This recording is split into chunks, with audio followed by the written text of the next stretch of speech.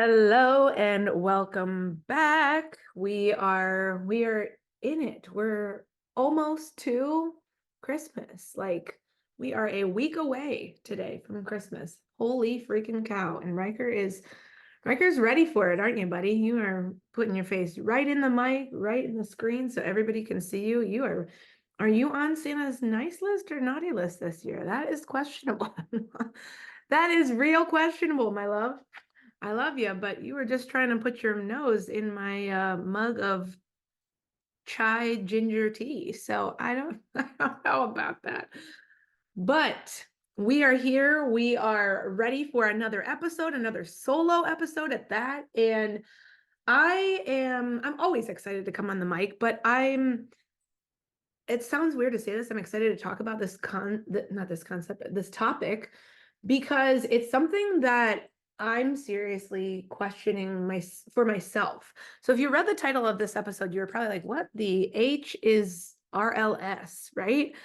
So you might have even Google searched it before you started to listen to this episode. And if you did, you found out that RLS stands for restless leg syndrome.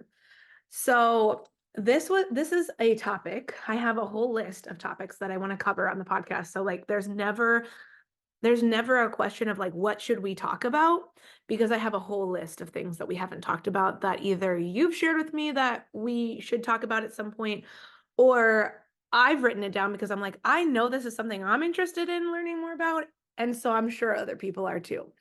So this topic kind of came about because I've just really been thinking more so about like myself and my body and like the things that I do that I'm like, that's interesting. Does everybody do that?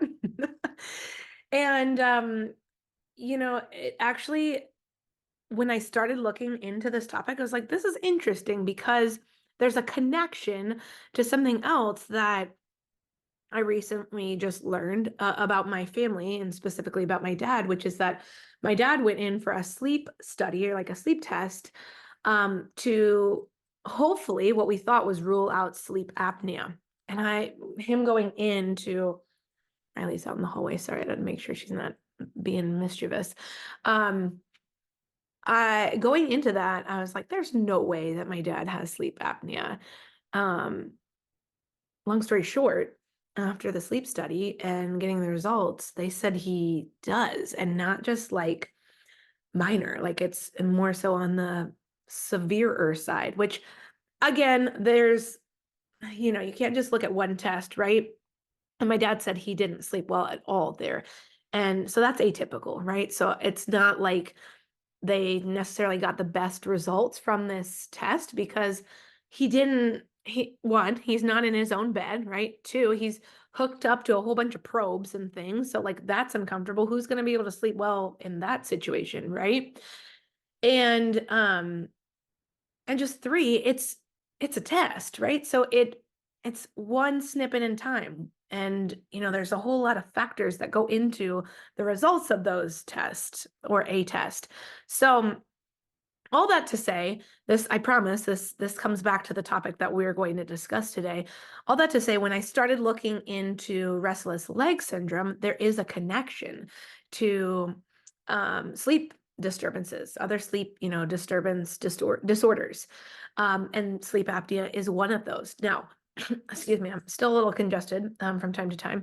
I don't think I have sleep apnea, but again, it seems like, my dad has this. And so there's genetically, potentially, a possibility that down the road I develop it, or maybe I have it and I just don't know that.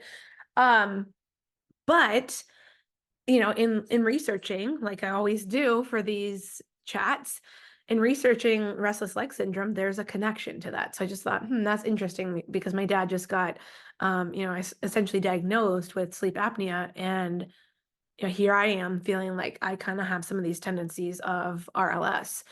And I mean, these tendencies go back to, I remember taking naps with my mom when I was like 5 years old and trying to rest and my legs constantly needing to move. So we're going to talk about like what it is, Just because I share this doesn't mean that I feel I necessarily have it. And just because I share it and you're like, oh my God, I feel like I have, I'm checking all these boxes, doesn't mean you necessarily have it, right? Again, we're going to talk about, like I always do, make sure that you talk with your doctor, make sure you have a good, thorough evaluation, because we don't want to just Google search and classify ourselves as, X, Y, and Z when we don't really have the full picture. And even if you do, get a doctor that says, yeah, I think you have this or that, it's always good to, if you're not sure, if you don't feel confident, to get a second opinion. Sorry, I'm going to take a real quick sip of my ginger tea. So yeah, all that to say, we're going to talk about what RLS is today. We're going to dive into how it develops and how it can be attached to some comorbidities. Um, we're going to talk about the signs, so what you might feel or see in someone who has it. And there's a whole bunch that goes with that. We're going to talk about also the kind of like the four, or I'm sorry, the 5 things that a doctor will really look for. And if you have those 5 things, they'll probably be more likely to say that you potentially do have RLS. And then we're going to talk about tips for management. And yes, sometimes medication can be part of that treatment plan, but we're also going to talk about, and I'm not going to go into what medications they use to treat that. That's not my gig. But, of course, like traditional conventional medicine, there's a pill for every ill. If you want to go down that route, you can. And sometimes there is a true benefit to using those things. I'm not saying there's not, but there's also many lifestyle things that you can do, and we're going to largely focus on that today. All the lifestyle things that you can do to support yourself in either reducing this and or trying to help eliminate it, because for many people, for many people, that was my phone, thought it was off. For many people, you can actually reverse a lot of these things. There's a lot on the internet that says, you're cursed with a X, Y, and Z condition for the rest of your life. And, that just simply isn't true all the time. There are people who have had cancer and then, they go in remission, or it completely goes away, right?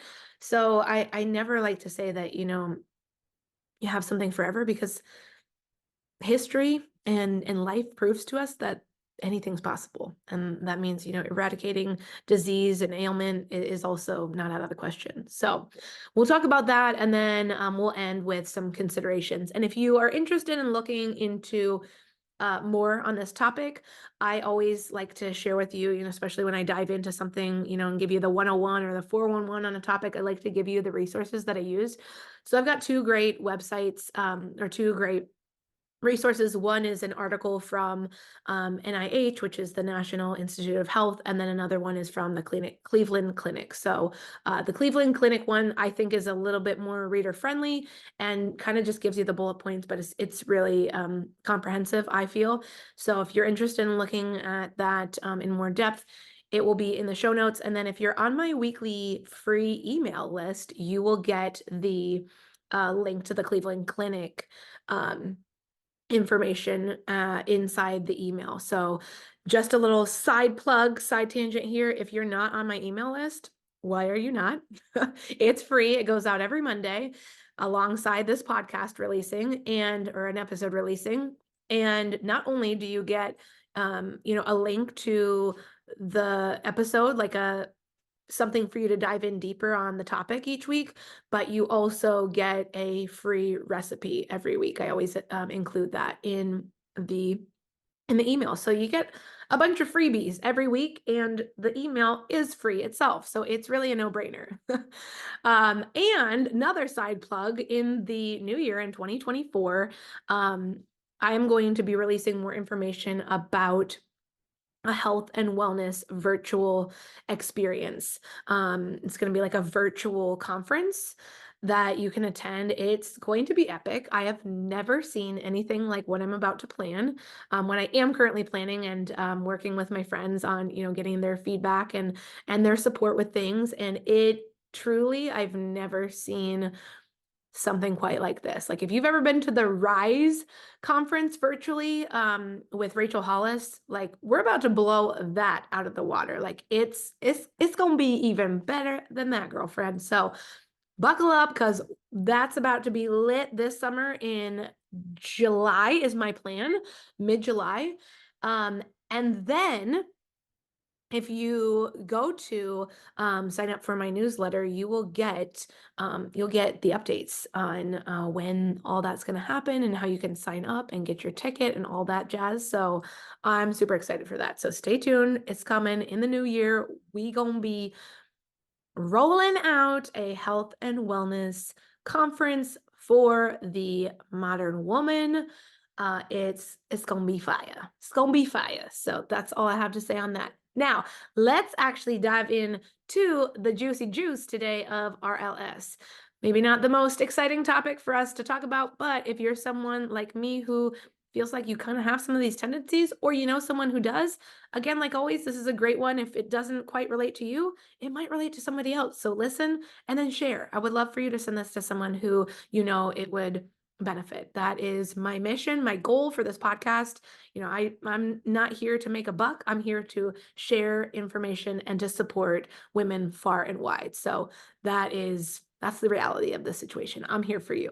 So that's that. All right, let's dive in. Let's dive in. So, what is RLS? Well, we already talked about it. It's restless leg syndrome. That's what it stands for. It's also known as Willis-Ecom disease. Okay. And my assumption is that's because that's who coined this disease.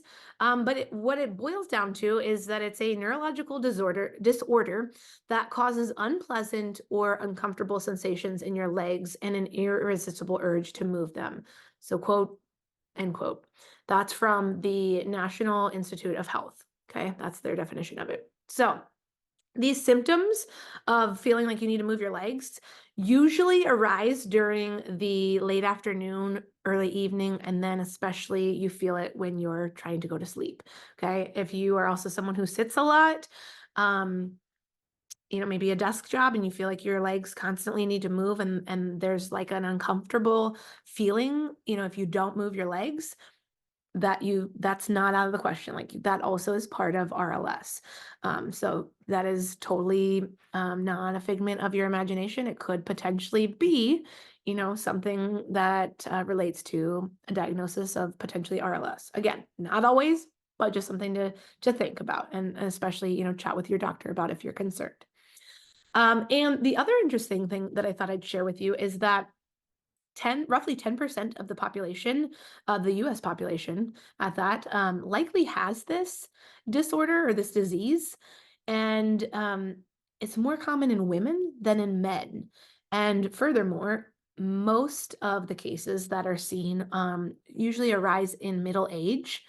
It can happen at any point. Like I said, I've felt these symptoms since I was, you know, probably 5 years old.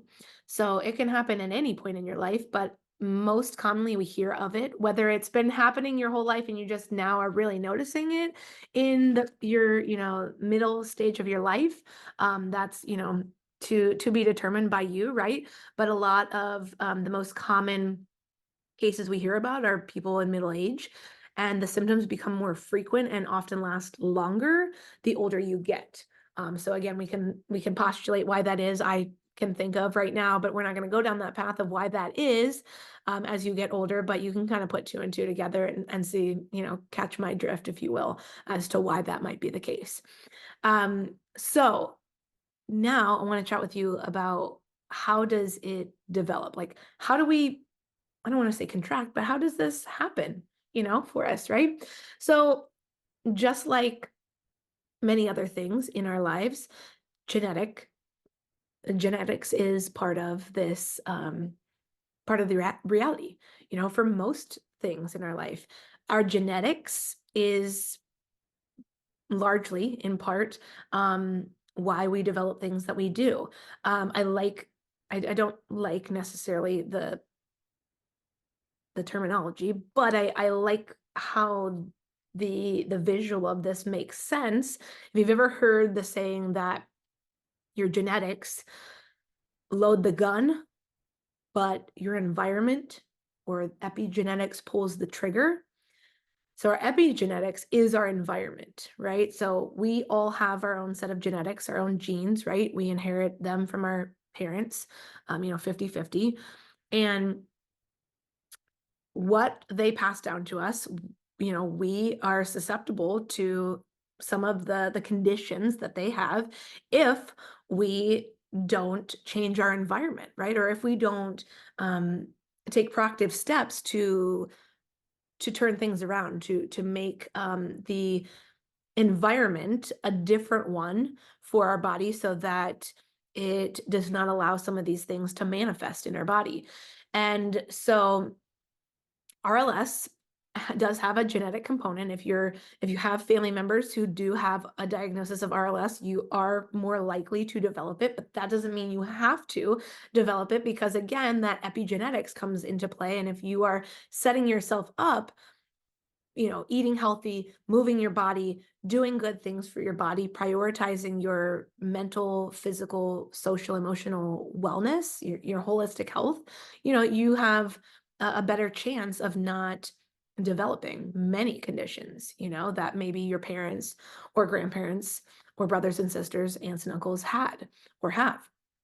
So I just want to share that yes, there is a genetic component, but that doesn't mean that it's all doom and gloom for you.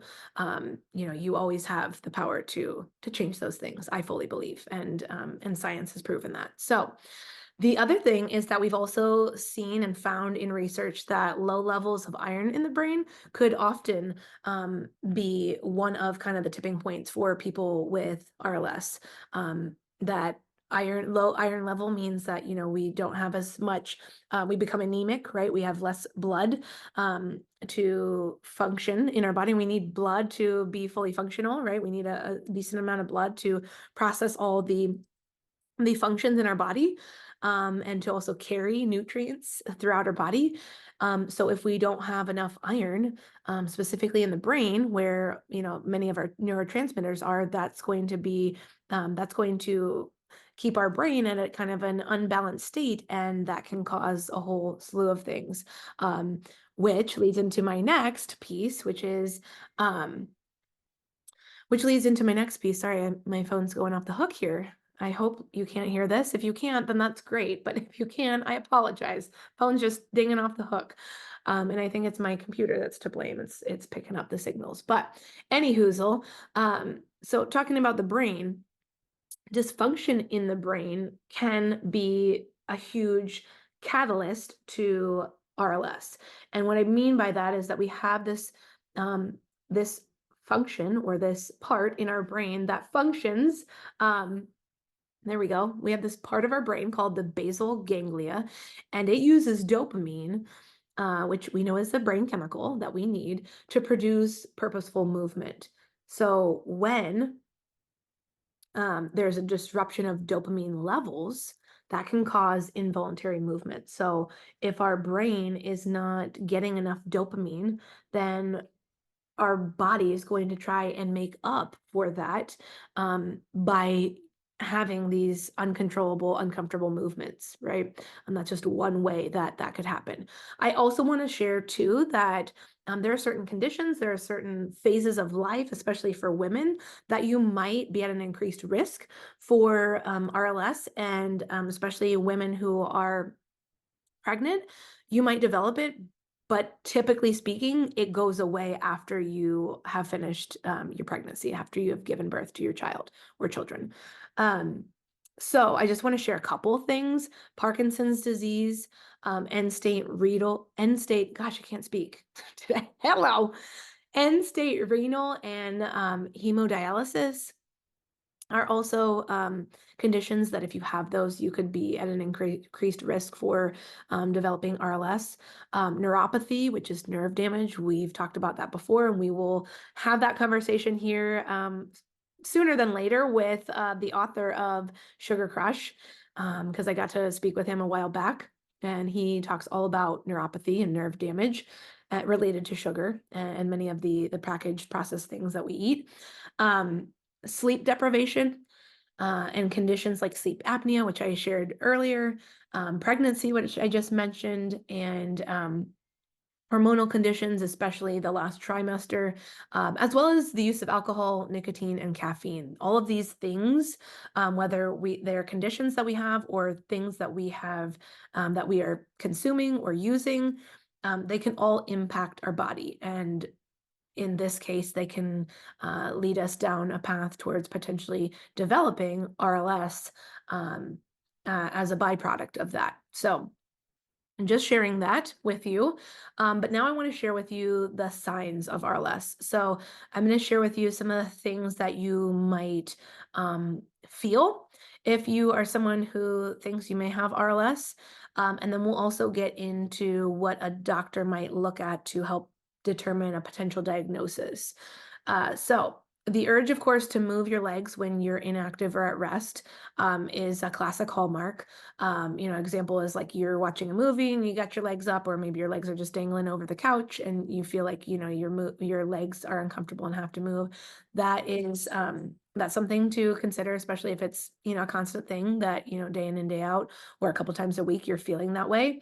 Also taking a trip on a plane and sitting on the plane, if your legs feel like super cramped and uncomfortable, and you have to move them to try to help alleviate that. I personally feel that when I'm on a plane, I'm super uncomfortable when I sit for long periods of time. And again, that might be you too, and you might not have RLS at all, but that's definitely something that I deal with on a regular basis when I'm on a plane. That's like the worst part of plane flight for me. Um, and so I also wanted to dive into like what it might feel like for you. So, um, a lot of people say it feels like either like a crawling in your legs or an itching, aching, burning, throbbing, pulling, or tugging sensation. And again, you could have any or all of those things, but that's kind of like what you might feel if you have RLS.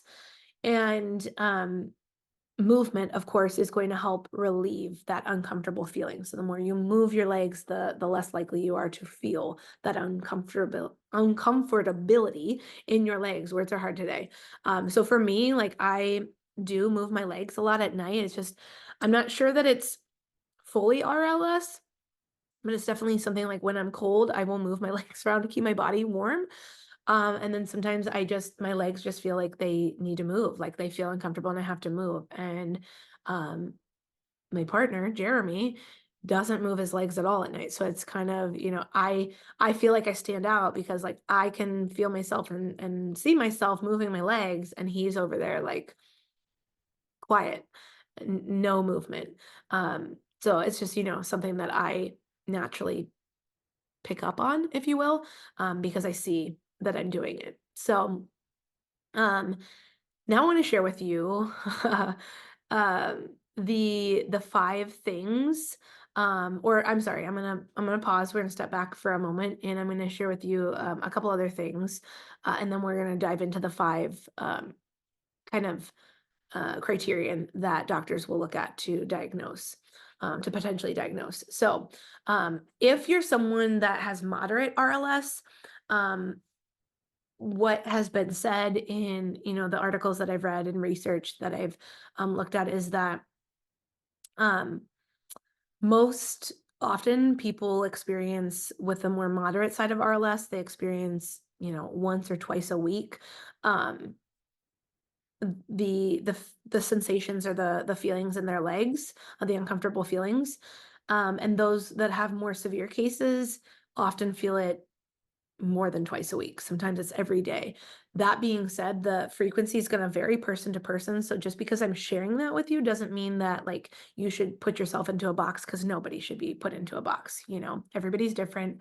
And there's also no official test to diagnose this other than, like I said, a doctor using some criteria to potentially try and give you a diagnosis. So, um, they will look at your family history, and they'll also want to most likely do a neurological and physical examination alongside looking at these five criteria.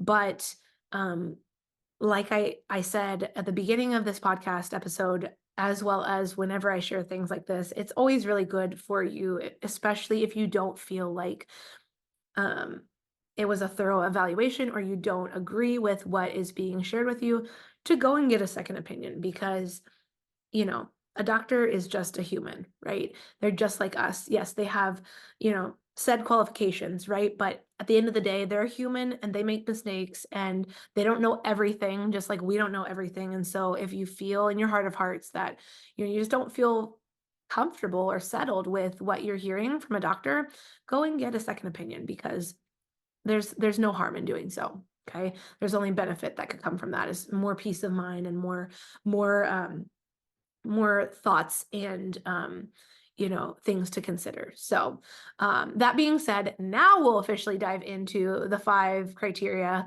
that doctors will typically look at for you if you're someone who thinks you may have RLS and they may think that you have RLS. So the first one is a strong and overwhelming need or urge to move your legs. And that could be coupled with abnormal, unpleasant, or uncomfortable sensations. Number 2 would be an urge to move your legs that starts to get worse during rest or inactivity. Number 3 would be the urge to move your legs that could be temporarily, partially, or totally relieved by movement. Number 4 is the urge to move your legs. The urge to move your legs starts or is aggravated in the evening or night. And then number 5 is kind of goes back to the 4 previous. If the 4 previous criterion are not due to any other medical or behavioral condition or conditions. So again, some of these things could be temporary based off of other conditions you have. And so it's good for your doctor to, again, like I said, look at your family history, look at your history, give you a full physical and neurological evaluation before they move forward with saying, well, I think this might be something that is, going on for you. That being said, too, I know we talked about women that are pregnant. 25% of women that are pregnant develop RLS. So it's fairly common. 1/4 of women that are pregnant develop it, but then it disappears after giving birth, typically. So just wanted to share that for my ladies, for my women out there that are in pregnancy, or maybe have started to realize that you do this and you're like, oh yeah, I'm 6 months pregnant or what have you. It's most likely due to your pregnancy and will most likely go away when you're not pregnant anymore, when you've given birth to your beautiful child. So that being said, let's talk about the final 2 things, which would be tips for management, and then we'll talk about some considerations just moving forward. So tips for management. Again, like I shared at the beginning of this episode, yes, medication could be part of your treatment plan. That being said, some medications that you're already on could also be hindering the improvement of, making this disease, this disorder more manageable. So if you're someone who is on anti-nausea medication, antipsychotic drugs, antidepressants, especially antidepressants that increase serotonin, or any cold or allergy medications that contain antihistamines, those can all interact with your body's ability to help suppress or eliminate some of the uncomfortable sensations in your legs. And they can also, make it worse. They can, increase the amount of uncomfortability you feel in your legs. So it can also, just kind of make it worse for you, is what I'm essentially boiling it down to here. Now, treating this, like I said, can come with medications that can be part of the plan, but there's also lifestyle components that we can look at. And so I'm not going to go down the medical medication route because that's something you can talk with your doctor about. But there are also, like I said, lifestyle things we can look at. So I'm going to get to those in just a moment because I hopped, skipped, and jumped over one other crucial thing I wanted to share. There are a couple things that we've touched on briefly, but I want to go circle back around to. Treating medical conditions like a peripheral neuropathy, diabetes, and an iron deficiency, having anemia, treating those first. Those are sometimes often root causes to this RLS. Treating those first, those medical conditions first, and getting those under control, potentially even getting rid of those conditions. which can be possible depending on the case, is can be huge because not only can you then feel better from, eliminating and or reducing the effects of that condition, but then it could also possibly turn into you getting rid of RLS too, because RLS can be sorry, Riker's getting into some treats. Can you not? Thank you. Um, it's like a little kid, I tell you. But as I was saying, getting those conditions under control can help you feel drastically better overall, but also can potentially get rid of RLS if it's attached to one of those conditions, like I said, so peripheral neuropathy, diabetes, or being anemic. So just keep that in mind. If you address the root cause, a lot of good can come from that, as I have shared before in addressing some of my root causes and seeing a whole host of benefits in so many areas, so many facets of my health. So that being said, now I want to dive back into the lifestyle and some things that you can do to support yourself in reducing and or eliminating the effects of RLS. So, I think it goes without saying, reducing and or eliminating alcohol, nicotine, and caffeine, developing a regular sleep pattern and sleep habits, making sure you're getting moderate, regular activity and exercise. Massaging your legs is also a great idea. Taking a warm bath, applying a heating pad or an ice pack, using some foot wraps. They have some special ones that you can use for RLS, or even vibrating pads on the back of your legs. So those can be supportive too. Just kind of gives your legs a massage and helps to kind of get rid of that uncomfortability. And then aerobics and leg stretching exercises that are of moderate intensity are going to be super helpful, because as you may have caught on, when you move your body, when you move your legs, you're less likely to feel those effects, those uncomfortable restless leg syndrome effects. So all that being said, lots of things you can do to support your body that really don't cost a whole lot. Just a lot of it is moving and managing your daily schedule, if you will. A lot of those things, you just have to put in the time and effort to make it happen. So the last thing we're going to talk about is considerations. So having restless leg syndrome can impact your daily life. It can cause changes in your mood. It can cause exhaustion and daytime sleepiness. It can also impact your concentration. It can impair your memory. It can decrease your productivity, and it can also increase anxiety and depression. So if you're someone who feels like you may have restless leg syndrome and you also are noticing some of these things, might be something worth talking to your doctor about. Just, having that conversation of, hey, I'm just curious, can we, chat about this particular topic? And then also symptoms can decrease and disappear for weeks and even months. But usually, if you are someone who has RLS, it's going to come back, unfortunately, either stronger or worse when it returns. Now, if you're putting in the work, you're, actively putting in things into your routine and you're changing your lifestyle, you're implementing more healthy habits, there is a huge chance that it could go away completely and never come back. So that's not what I'm referring to when I say that it could go away and then come back. That's if you're not making any active changes for the better in your health and wellness. But if you are, then yeah, heck yeah. I am of full belief, because I've seen it in myself and I've seen it in women that I've worked with, and I've seen it in women that have shared their stories with me and with others, that it can and will happen for you if your body is in the right state at the right time to make that happen for you, and you've done the work, you've supported your body in the way that it needs to be supported, so that you can get to that other side and be in that healthier state. So that is that. I can't believe that the next time I will be on the mic with you will be on Christmas Day itself. Holy freaking cow. So I hope you have a wonderful week leading up to Christmas if you celebrate, the holidays if you are in the thick of it. And yeah, I will be heading on Christmas Day to Cocoa Beach, Florida. So that's where I be. Um, but I hope you have an absolutely wonderful holiday.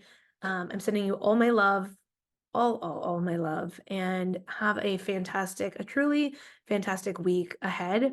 And I will chat with you later. Bye.